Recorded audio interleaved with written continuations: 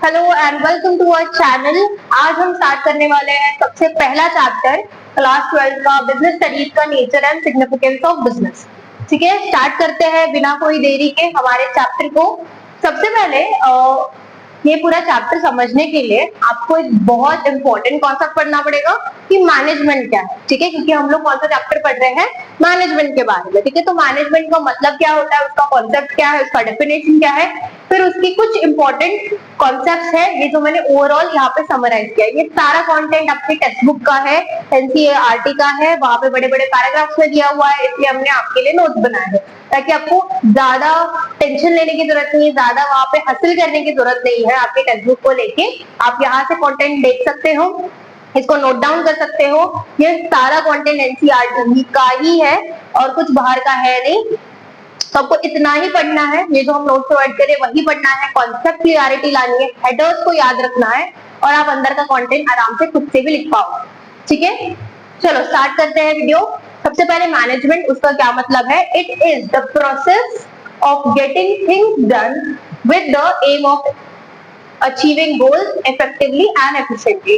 तो क्या है, देखो समझो, मैनेजमेंट का मतलब एक प्रोसेस है। ठीक है, क्या करते हैं हम उस प्रोसेस में, उसका एम क्या है? Achieving things. ठीक है, सॉरी, गेटिंग थिंग्स डन। तो उसका प्रोसेस क्या है कि हमें जो हमारा जो काम है, हमारा जो एंड गोल है, ठीक है, उसको कंप्लीट करना है, ऐसा प्रोसेस हमें करना है। ठीक है, हमारा एम क्या है? अचीविंग गोल। ठीक है, इफेक्टिवली एंड एफिशिएंटली। तो इफेक्टिवली का क्या मतलब है, एफिशिएंटली का क्या मतलब है, वो हम देखेंगे, समझेंगे। ठीक है, पहले आप इतना समझो, मैं एग्जांपल दूंगी आपको कि मैनेजमेंट का क्या मतलब है। फॉर एग्जांपल, अभी आप क्लास 12 में आ गए हो, आपका मेन मोटिव, आपका मेन गोल है कि मुझे 90 प्लस लाना है, 80 प्लस लाना है, 95 प्लस लाना है परसेंटेज। ठीक है, तो आपका ये एम है, आपका ये मोटिव है। ठीक है, तो आपको पूरा साल आपकी जो पढ़ाई, आपकी जो स्टडीज है, ऐसी मैनेज करनी पड़ेगी। ऐसा मैनेजमेंट होना चाहिए कि आपका जो गोल है, आपने जो डिसाइड किया है गोल, वो आप अचीव कर पाओ। ठीक है, हम लोग जो है वो यहीं पे है आपको सपोर्ट करने के लिए, आपको हेल्प करने के लिए, आपको कंटेंट प्रोवाइड करने के लिए, आपको कॉन्सेप्ट क्लियरिटी देने के लिए, आपको इंपॉर्टेंट क्वेश्चंस और नोट्स देने के लिए, सब कुछ करने के लिए हम लोग यहाँ पे हैं। लेकिन जब तक आप नहीं बैठोगे, आप नहीं करोगे, तो चीजें नहीं होंगी, ये आपको भी पता है। ठीक है, तो आप कैसे मैनेज करोगे, कैसे करोगे चीजें? तो एक प्रोसेस बनाओ। ठीक है, हम यहाँ पे देखेंगे क्या प्रोसेस बनाओगे हम। इसके ये जो है चीजें, स्टेप्स, ये जो प्रोसेस है, ठीक है, ये जो फंक्शंस है, इसके थ्रू हम समझेंगे कि आप कैसे करोगे। तो एक एग्जाम्पल भी हो जाएगा। ठीक है, और मैं कॉर्पोरेट वाला भी एक एग्जाम्पल दूंगी आपको, आपका पर्सनल एग्जाम्पल भी दूंगी कि आपको ये कॉन्सेप्ट क्लियर हो जाए। ठीक है, तो एक तो आपको प्रोसेस फॉलो करनी है, ठीक है, ताकि आपके जो चीजें हैं वो कंप्लीट हो जाए, गेटिंग थिंग्स डन। ठीक है, हमारा एम क्या है, हमारा गोल अचीव करना है, कैसे करना है? इफेक्टिवली और एफिशिएंटली। इफेक्टिवली और एफिशिएंटली क्या है वो हम यहाँ पे देखेंगे। तो प्राइमरी फंक्शंस देखते हैं मैनेजमेंट के। सबसे पहले आपका एग्जांपल जो था कि आपको स्कोर करना है, आपका गोल क्या है?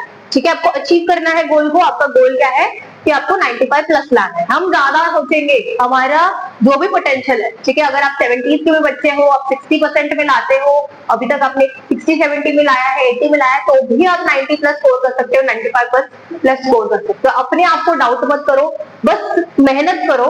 ठीक है, मेहनत करनी पड़ेगी और स्मार्ट वर्क के साथ मेहनत करनी है। ठीक है, बिल्कुल ऐसा रट्टा वट्टा नहीं मारने, कुछ नहीं होता है।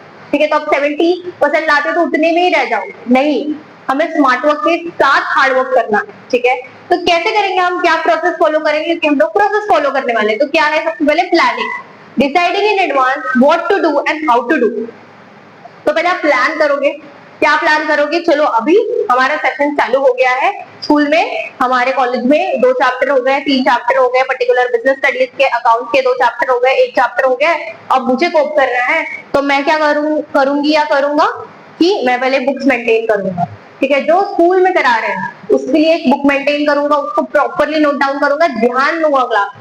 ठीक है, फिर दूसरे जगह पे अगर मैं ट्यूशन क्लासेस जाता हूँ, कोई कोचिंग जाता हूँ, तो उसकी एक अलग बुक मेंटेन करूंगा, तो वो मुझे चैप्टर वाइज, टॉपिक वाइज, सब टॉपिक वाइज एक्सप्लेन करेंगे, वो सब नोट डाउन करूंगा। कहीं पे कोई कॉन्सेप्ट में डाउट आता है तो मैं उनको पूछूंगा, क्लियर करूंगा, उसको टिक करूंगा, ठीक है, ये मेरा क्लियर हो गया। फिर अगर आप कोचिंग नहीं जाते तो आपके पास सब मटेरियल यहाँ पे है ऑनलाइन, तो आप ऑनलाइन वीडियो देखोगे। तो पहले तो आप चैनल डिसाइड करोगे कि ये पर्टिकुलर मैम को फॉलो करूंगा, ये पर्टिकुलर सर को फॉलो करूंगा, इनके पास पूरी सीरीज है, तो मैं ये चैनल देखूंगा। तो मैं सिर्फ देखूंगा नहीं, समझूंगा कॉन्सेप्ट को, नोट डाउन करूंगा। ठीक है, मेरे पास अभी ऑलरेडी नोट डाउन किए हुए कॉन्सेप्ट है, उसको मैं गो थ्रू करूंगा। तो मैं दिन में 3 घंटा सेल्फ स्टडी के लिए बैठूंगा। ये बुक कंप्लीशन या जो भी XYZ आप चीजें करते हो वो अलग हो जाता है। जब आप सेल्फ स्टडी के लिए बैठते हो, खुद से पढ़ते हो, उसके लिए आपको मैक्सिमम मार्क्स देने हैं। अभी कुछ बच्चे कम मार्क्स में कवर कर लेते हैं, कुछ बच्चों को ज्यादा टाइम लगता है, तो आपकी कैपेबिलिटी, आपके पोटेंशियल के हिसाब से आपको डिसाइड करना है कि क्या करना है। तो पहले क्या करोगे आप, प्लान करोगे मुझे क्या क्या करना है पूरे साल में। ठीक है, कंसिस्टेंसी से करना है, बीच में गैप नहीं आना चाहिए, बीच में मैं छोड़ना नहीं चाहिए। बीच में इधर चला गया, खेलने चला गया, स्पोर्ट्स में इन्वॉल्व हो गया, है ना, कोई ट्रिप चला गया फैमिली के साथ, फ्रेंड्स के साथ, नहीं, इस साल कहीं नहीं जाना। अब जा भी रहे हो तो ठीक है, मिनिमल वगैरह ठीक है, बट हमें प्रॉपर प्लान करना है, शेड्यूल प्लान करना है। रोज के मैं 4 घंटा दूंगा, रोज के मैं 3 घंटा दूंगी, जो भी है, और मैं ये पर्टिकुलर चीज फॉलो करूंगा। मैं एक बार सिर्फ टेक्स्ट बुक रीड करूंगा, फिर उसके नोट्स देखूंगा, उसको रीड करूंगा, गो थ्रू करूंगा, हेडर्स लर्न करूंगा। ठीक है, फिर दूसरे दिन जब मैं नया टॉपिक पढ़ने के लिए बैठा हूं तो मैं एक 15 मिनट दूंगा कि कल मैंने क्या रिवाइज किया था, क्या पढ़ा था, उसको 15 मिनट में वापस रिवाइज करूंगा। ठीक है, क्या करूँ, तो ये हो गई आपकी प्लानिंग। ठीक है, आपकी पहली प्रोसेस हो गई। फिर हो गया organising, arranging tasks, people and other resources to accomplish the work। तो ऑर्गेनाइजिंग में आप प्रॉपर एक एक चीज ऑर्गेनाइज कर रहे हो कि मेरी एक बुक हो गई अलग, स्कूल की हो गई, एक बुक हो गई मेरी हमारे जो कोचिंग है, या फिर जो आप कोचिंग जाते हो, या फिर जो आप वीडियोस देखते हो, यूट्यूब सीरीज देखते हो, उसकी एक बुक हो गई।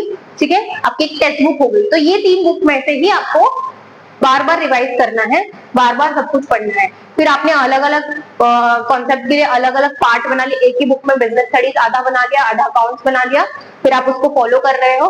ठीक है, उसी हिसाब से कर रहे हो। फिर उसके बाद आप प्रैक्टिकल चीजों के लिए अलग एक थोड़ा सा कॉलम बनाते हो, एक थ्योरेटिकल चीजों के लिए अलग कॉलम बनाते हो। तो आपने क्या किया, प्रॉपर ऑर्गेनाइज किया। आप अगर वीडियोस देखते हो तो ओके, ये वीडियोस मुझे देखनी है तो ये मैं डाउनलोड करके रखूंगा या रखूंगी, फिर इसको मैं फॉलो करूंगा, नोट्स बनाऊंगा, कॉन्सेप्ट है तो देखूंगा, नहीं समझ में आया तो कमेंट में पूछूंगा। ठीक है, तो ये आपने प्रॉपरली ऑर्गेनाइज कर लिया। मतलब क्या किया, आपके जो रिसोर्सेस है, जो भी आपके पास रिसोर्स है, आपके पास यूट्यूब चैनल है, आपके पास कोचिंग क्लास है, आपके पास स्कूल है, ठीक है, तो आपके पास जो भी रिसोर्स है, आपके पास बुक्स मटेरियल है। मैंने बोला है कोई रेफरेंस नहीं यूज करना है, रेफरेंस आपका रिसोर्स नहीं होना चाहिए, क्योंकि जरूरत नहीं है, आप ज्यादा बर्डन ले लोगे आपके सिर पे। तो आपके लिए रिसोर्स क्या है, क्या आपके लिए रिसोर्स, आपकी एनसीईआरटी ही सब कुछ है, उसी में से सब कुछ पढ़ना है। आपने नोटिस किया हुआ 11th स्टैंडर्ड में सब कुछ एनसीईआरटी से ही आता है। ठीक है, वैसे 12th स्टैंडर्ड में भी, बोर्ड्स में भी सब कुछ एनसीईआरटी से ही आएगा। जितना प्रैक्टिस करोगे, आप पेपर देखोगे, आपको लगा अरे ये क्या है, इतने सिंपल क्वेश्चन डाल दिया इन लोगों ने, अरे आप हड़बड़ी करोगे वो आंसर लिखने के लिए, क्योंकि आपको सब आ रहा होगा। जब जो बच्चा सब कुछ पढ़ता है, पूरा साल प्रॉपरली सब कुछ अच्छे से पढ़ता है, उसको पेपर में देख के ऐसा लगता है अरे मैं फटाफट खत्म कैसे करूँ। तो हड़बड़ी भी नहीं करनी, वो तो हम एंडिंग में डिस्कस करेंगे जब आपके बोर्ड आएंगे, वो तो नहीं करना है। तो यहाँ पे हमने क्या देखा कि प्रॉपर चीजों को एलोकेट करना है, प्रॉपर रिसोर्सेज को एलोकेट करना है, प्रॉपर ऑर्गेनाइज करना है। फिर आता है staffing, recruiting and selecting the right people for the job. तो आपके लिए तो अब अकेले का काम है। ठीक है, तो सबसे पहले ये जॉब करने के लिए कौन इंसान है, आप खुद। सेकेंडली, अगर आप प्रॉपरली, आपके स्कूल में भी समझो 2 अकाउंट के टीचर है, एक अकाउंट के टीचर का आपको ज्यादा अच्छे से समझता है, तो आप उनको रेफर करो, उनको जाके डाउट पूछो, उनको बोलो कि ये पर्टिकुलर पार्ट मुझे हम फिर से एक्सप्लेन करो। या फिर अगर आपको यूट्यूब वीडियो में कोई पर्टिकुलर टीचर का आपको ज्यादा समझ में आता है तो उनके वीडियोज रेफर करो। ठीक है, वो सब कुछ देखो, उनके कंटेंट को देखो, उनके कंटेंट को फॉलो करो कंटिन्यू। ठीक है, अगर आप कोचिंग जाते हो तो वहां पे प्रॉपर एक टीचर को देखो कि अच्छा हाँ डेमो लेक्चर ले लो, ये मुझे समझ में आ रहा है इनका, ये प्रॉपर मुझे नोट्स भी दे रही है, प्रॉपर मेरे क्वेश्चन आंसर्स भी जो भी है टेस्ट भी लेंगी, तो मैं इसके पास जाऊंगा। तो आप डिसाइड करोगे कि कौन से लोगों को आपको इन्वॉल्व करना है आपके प्रोसेस के लिए, कौन से लोग आपके लिए बेस्ट है, कौन से लोग आपके लिए बेनिफिशियल रहेंगे। ठीक है, और उनको आप सिलेक्ट करोगे, right people for the job. Okay, फिर directing, leading and motivating all the involve parties to work efficiently. तो यहाँ पे लीडिंग और मोटिवेटिंग आपको खुद को करना है सबसे पहले, क्योंकि आप, ये ऑर्गेनाइजेशन की बात नहीं हो रही है, मैं आपकी पर्सनल मैनेजमेंट की बात कर रही हूँ, पर्सनल मोटिव के मैनेजमेंट की बात कर रही हूँ। क्योंकि ये जो मैनेजमेंट है, ये मैंने एग्जांपल इसलिए लिया कि लोगों को लगता है ऑर्गेनाइजेशन में होता है या आपके घर में होता है, छोटे से छोटे काम के लिए भी मैनेजमेंट की जरूरत पड़ती है, इसलिए मैंने ये एग्जांपल लिया है। ठीक है, तो डायरेक्टिंग में आप खुद को मोटिवेट करोगे, खुद को आगे बढ़ाने की नहीं। कभी कभी ऐसे होता है, हमें भी होता है कि अरे नहीं यार आज मन नहीं कर रहा है वीडियो बनने का, अरे अरे आज थोड़ा सा घूम के आते हैं, अरे आज थोड़ा बाहर जाते हैं, कुछ बाहर का खाते हैं, ऐसे होता है। ठीक है, हम थोड़ा सा लैक करने लग जाते हैं या फिर हमारी कंसिस्टेंसी मेंटेन नहीं हो पाती या कहीं पे हम डिस्ट्रैक्ट हो जाते हैं। ये नहीं करना है। ठीक है, आपके केस में तो बहुत ज्यादा होगा, ये आपको नहीं करना है। आपको खुद को मोटिवेट करना है कि मेरा एम क्या है, मेरा मोटिव क्या है, मुझे बस कुछ टाइम देना है। ठीक है, मेरी पढ़ाई को और एकदम एफिशिएंटली काम करना है, एकदम प्रॉपर मुझे पढ़ाई पे फोकस करना है, सब कुछ मेंटेन करना है और रोज करना है। ठीक है, ये खुद को मोटिवेट करना है, खुद को लीड करना है। ठीक है, फिर आप आपके जो टीचर्स है, आपके पेरेंट्स है, उनको आप बोल सकते हो कि नहीं मुझे उठा दिया करो जल्दी, है ना। हम पेरेंट्स को बोलते हैं मुझे जल्दी उठा दिया करो, मुझसे नहीं खुद से उठा जाता अलार्म से भी, तो मुझे आप उठा दो। तो आप उनको दिखा रहे हो कि नहीं नहीं मुझे पढ़ना है, तो आप उनको भी मोटिवेट कर रहे हो, खुद भी मोटिवेट हो रहे हैं, हाँ नहीं मुझे इसको उठाना है, इसका काम हो जाना चाहिए। तो मम्मी आपको जो भी चाहिए वो लाके आपके टेबल पे दे रही है कि नहीं बेटा तू ये खा ले, देखो नींद नहीं आनी चाहिए, तू पढ़, तू तेरा कंप्लीट कर। ठीक है, तो आप क्या करते हो, आपके आजू बाजू वाले लोग जिनकी आपको जरूरत है उनको भी मोटिवेट करते हो कि आपका जो गोल है वो अचीव कर सके। ठीक है, फिर आ जाता है controlling, monitoring activities to ensure they are being accomplished as planned. तो मॉनिटरिंग कंट्रोलिंग में बेसिकली हम मॉनिटर ही करते हैं। ठीक है, मॉनिटर करना मतलब क्या, ध्यान, मतलब कि ध्यान देना कि मैं ये जो काम कर रहा हूँ या जो भी कर रही हूँ कंसिस्टेंटली, वो सही कर रही हूँ क्या, वो कंसिस्टेंटली कर रही हूँ क्या। अरे यार मैं ये नोट बना रही थी, ये तो एक्स्ट्रा बन गए, अरे ये तो कम है ना, ये गलत हो गया है मेरा कुछ, तो अरे ये सम तो गलत ही था, मैं चेक कराने वाली थी वहां से, वो तो रह गया, है ना। ये सम तो है, अरे ये तो मैंने गलत ही नोट डाउन कर लिया, है ना, ये गलत हो गया था मेरे जो भी यूनिट टेस्ट है। तो उसको मॉनिटरिंग बोलेंगे कि जो भी आप काम कर रहे हो, जो भी ये प्रोसेस चल रहा है, वो सही से चल रहा है क्या, वो प्रॉपर चल रहा है क्या, वो उतना ही होना चाहिए क्या, या ज्यादा हो रहा है या कम हो रहा है। तो ये हम करते हैं कंट्रोलिंग में, कंट्रोल करते हैं चीजों को, मॉनिटर करते हैं हमारे एक्टिविटीज को, ताकि जो भी हमने प्लान किया था वो हमारा अचीव हो जाए।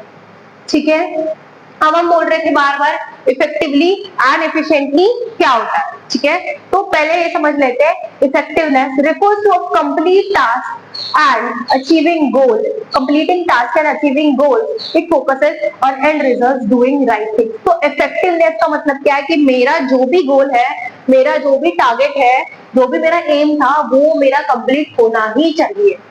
ठीक है, वो भी कैसे होना चाहिए, डूइंग राइट थिंग, सही काम करके, प्रॉपर काम करके, अप्रोप्रिएट काम करके, मेरे जो चीजें हैं, मेरा जो एम था वो कंप्लीट होना चाहिए, वो गोल अचीव होना चाहिए, उसको बोलेंगे हम इफेक्टिवनेस।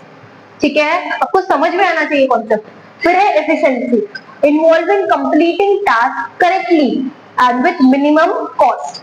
तो यहाँ पे क्या आता है कि हमें टास्क कंप्लीट करना है, करेक्टली करना है, लेकिन हमारे जो कॉस्ट है वो कम बियर हो सके।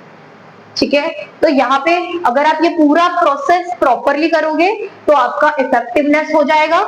और अगर आप इस प्रोसेस में आप सोचोगे कि मेरी कॉस्ट जो है वो कम इनकम है, तो कैसे, इसमें क्या एग्जांपल आ सकता है कि आपको रेफरेंस रेफर ही नहीं करनी, आपने जो स्कूल के बुक खरीदे हैं वही आपको रेफर करने, तो रेफरेंस का जो कॉस्ट है वो आएगा ही नहीं। ठीक है, अननेसेसरी चीजों को नहीं परचेज करना है। अगर ऑनलाइन ही यूट्यूब पे ही सब कुछ मिल रहा है तो आपको कोचिंग जाने की जरूरत नहीं है। आप स्कूल में भी डाउट पूछ सकते हो, स्कूल में भी रिपीट करा सकते हो एक आध कॉन्सेप्ट, और आप यहाँ पे भी वीडियोस देख सकते हो। मल्टीपल यूट्यूब चैनल्स है, मल्टीपल लोग हैं, आपको कंटेंट प्रोवाइड किया जा रहा है, नोट प्रोवाइड किया जा रहा है। अभी एंडिंग में जब आओगे तो आपको क्वेश्चन आंसर्स की सीरीज, है ना, वन शॉट रिवीजन, ये सब कुछ प्रोवाइड किया जाएगा। तो आप क्यों कोचिंग में खर्चा करोगे, तो आपकी जो कॉस्ट है वो कम हो गई, है ना।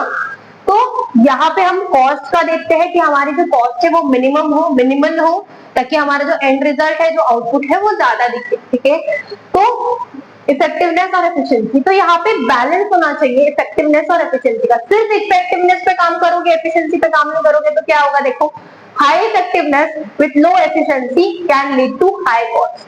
तो अगर सिर्फ इफेक्टिवनेस पे ध्यान दोगे, सिर्फ गोल अचीव करना है, कैसे भी करके मुझे गोल अचीव करना है, मुझे गोल अचीव करना है, एम अचीव करना है, वैसे करोगे और एफिशिएंसी पे ध्यान नहीं दोगे तो आपका जो कॉस्ट है वो हाई हो जाएगा, है ना। आपने सोचा नहीं मुझे एक्स्ट्रा पढ़ना है, मुझे ज्यादा पढ़ना है, मैं रेफरेंस भी लूंगा, मैं ये भी लूंगा, मैं वो भी लूंगा, तो आपकी कॉस्ट क्या हो जाएगी, हाई हो जाएगी।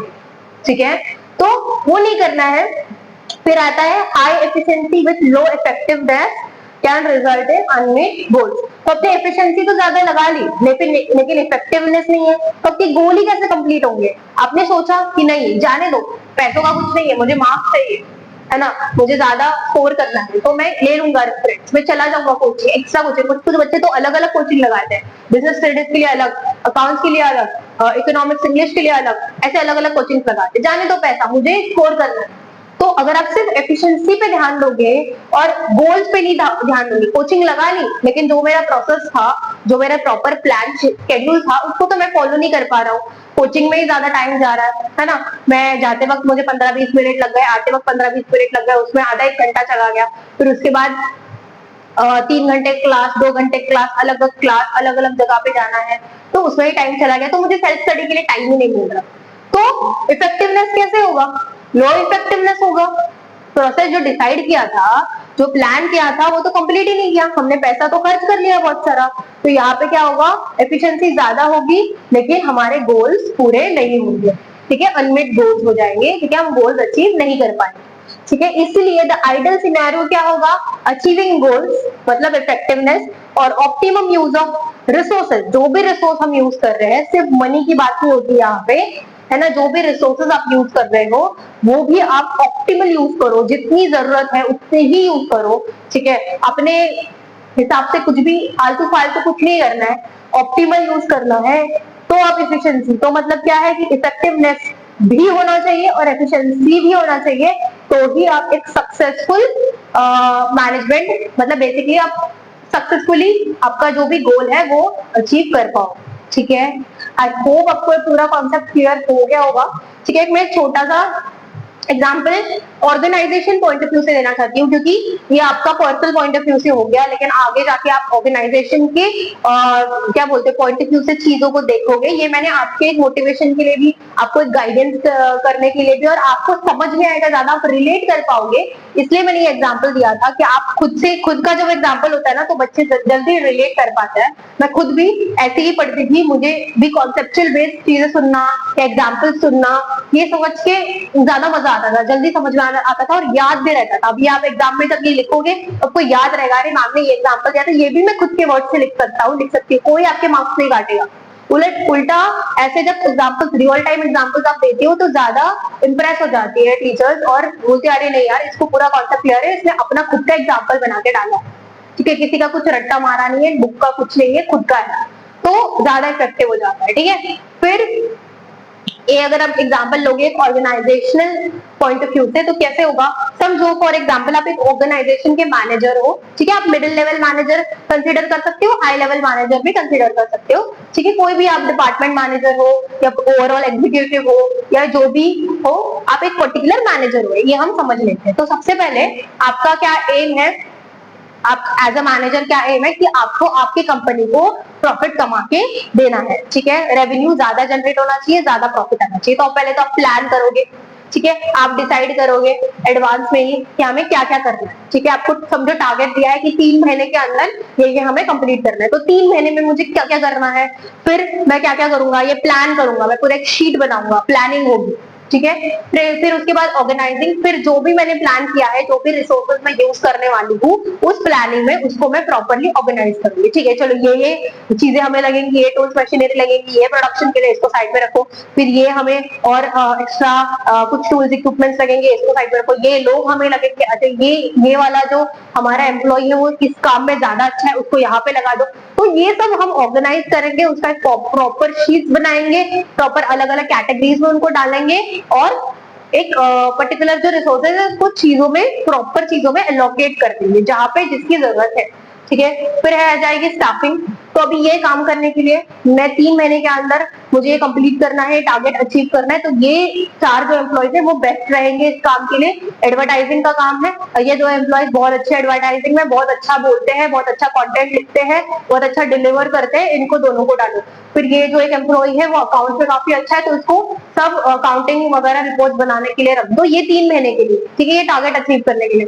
फिर ये जो एक एम्प्लॉइज है वो पर्टिकुलर ह्यूमन रिसोर्स अच्छा मैनेज करता है, लोगों को अच्छा मैनेज करते हैं, हमारे लोअर लेवल के जो भी एम्प्लॉइज होंगे, लेबर्स होंगे, जो टूल्स मशीनरी पे काम करेंगे, प्रोडक्शन में काम करेंगे, वो ये इंसान है वो अच्छा मैनेज कर लेता है, हैंडल कर लेता है उन लोगों को, उन लोगों के साथ जितनी अच्छी जमती है, अच्छा वो इसका सुनते हैं, ये उनका सुनता है, तो उसको इस काम में मतलब क्या है कि आप प्रॉपर स्टाफ को, प्रॉपर एम्प्लॉय को एक प्रॉपर उनके कैलिबर के हिसाब से, उनके पोटेंशियल के हिसाब से आप उन्हीं चीजों में उनको डालते हो जिनमें उनको भी इंटरेस्ट है और वो अच्छा अपना 100% दे सकते हो। समझ रहे हो ये बात को? तो आप ऐसे लोगों को रिक्रूट करोगे और ऐसे लोगों को सिलेक्ट करोगे, ठीक है? रिक्रूट करोगे मतलब आप जब एम्प्लॉइज लाते हो आपके बिजनेस में उसको रिक्रूटिंग बोलते हैं, ठीक है? और अगर आपके ऑलरेडी एम्प्लॉइज हैं आपके ऑर्गेनाइजेशन में जिनको आप काम लगाना चाहते हो तो आप उसको सिलेक्ट करोगे बेसिकली कि कौन पे कौन से एम्प्लॉय बैठेगा और अच्छा काम करेगा। फिर उनको कंटिन्यूसली डायरेक्ट करना, उनको आपके प्लान के बारे में बताना कि हम ये करने वाले हैं, ये हमारा एम है, आपको पर्टिकुलरली ये चीज करनी है, इतने टाइम फ्रेम में करनी है।